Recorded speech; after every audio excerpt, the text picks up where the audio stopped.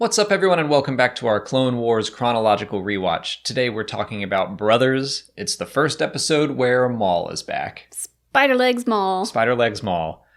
Who, shout out to the time that I was playing Squadrons with Sam Witwer, no big deal, but he refused. He said that they were not spider legs, and I asked him to explain. They were garbage legs. I asked him to explain, and he said, I'm not here to explain Star Wars to you. And I was like, fair. You got burned by Sam Witwer.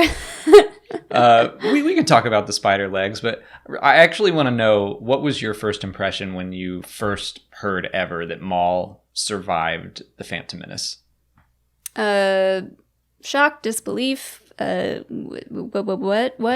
Like, that's pretty much it. I was kind of the same. I can't remember when in life this was. Like, I think I was in college or my first job or somewhere around that time. And I remember hearing, like, Maul's coming back and being like, that's dumb.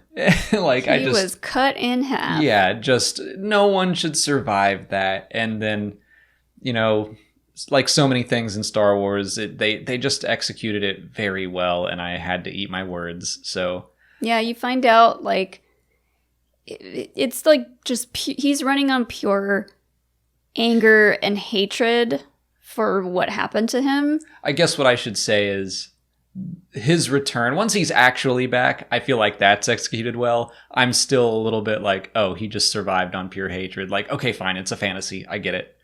I still think it's a little bit like, he's alive, but that's fine. We don't know how Dathomirians work. That's especially true. Dathomirian Sith. All their vital organs are way up here. Yeah, way up here.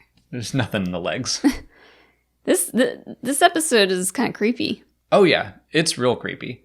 And the theme for it, I wrote it down because it was actually pretty long. A fallen enemy may rise again, but the reconciled one is truly vanquished.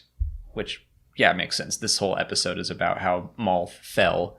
But, you know, obviously it's, how's Obi-Wan going to reconcile with two pieces of a body falling to the bottom of a pit? Mm-hmm. No chance for reconciliation, but no. That is kind of the point, is that, you know, it's not enough to win a battle or a fight or an argument. It's like, to truly end a conflict, you have to find common ground and compromise, and Sith tend to not be willing to do that anyway. Right.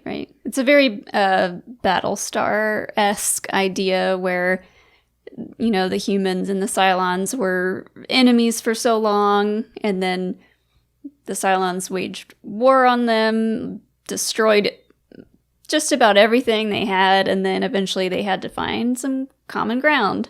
Right. I mean, I would say it's even just a fantasy sci-fi trope where it's like, yes, all of this has happened before, all of it will happen again. That's from Battlestar. But it's just these cycles of violence and revenge until someone is like, let's break the cycle, let's talk this through, we can do this. And that's often the happy ending. But yeah, not so much for Maul. He's not one for reconciliation. He's one for just revenge. That's part of it. You know, both parties have to be willing to reconcile. Yes. But yeah, it's a pretty straightforward theme. A good episode. I like it. So yeah, this is just Savage looking for and finding him. He's talking to that weird snake thing that, like, tries to like trick him, and it's a very Gollum kind of yeah relationship with Shelob, also a spider. Mm-hmm. Like, I'll lure you to my master who will eat you, and I'll get the leftovers. Yeah, but yeah, is that what he did? He asked for the leftovers. Does Maul eat people? He's got to eat something. Yeah, I guess. Does he though? Does he just eat hatred? Like I said, we don't know how Dathomirians work. You just wave it away. Just wave it away. But yeah, his like crazy ramblings and his like creepy crawling around stuff in this episode is really even Savage is like, whoa, man, yeah, you lost it. Tone it down. Take it back a notch. You're a little extra.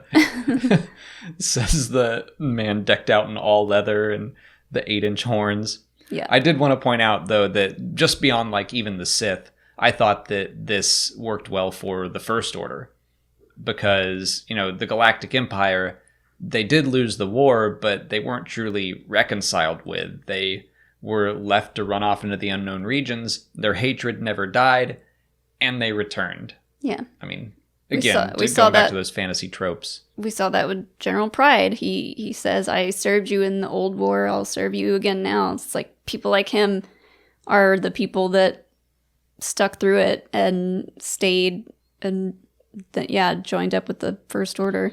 Yeah, I mean, I've said this before, but I do think that Star Wars does have this ongoing theme of, when is it right to stand up and fight? When can you reconcile with someone, and when is someone beyond reconciling with? So I think that Star Wars would say that your first choice should be reconciliation, but, not everyone is up for that. But that's all I have for this episode. How about you? Sums it up pretty nicely. All right. Well, the next time we're going to talk about Revenge, the next Maul episode where he gets his mind back. So until then, please like this video, subscribe to the channel. Follow us on Twitter, Instagram, Facebook, and Twitch. And consider checking out our Patreon page. As always, thanks for watching, and may the Force be with you.